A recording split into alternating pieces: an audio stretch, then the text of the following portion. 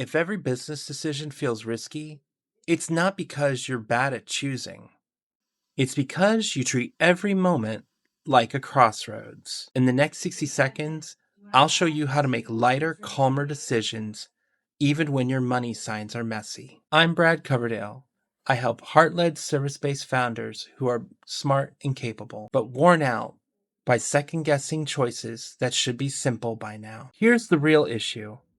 Most founders think that stress around decisions means the stakes are high. Usually, it just means that nothing is clear. No simple label, no pattern, no default move. So every choice feels like it could wreck the quarter. They think longer, reopen decisions, ask more people, and wait for clarity to magically appear. That only makes doubt worse. But here's the secret.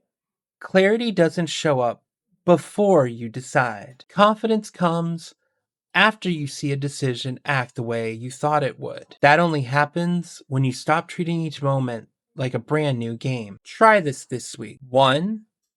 Name the situation. Ask yourself, is this a real problem blocking income, or is this just a noise? Not every ping is a crisis. 2.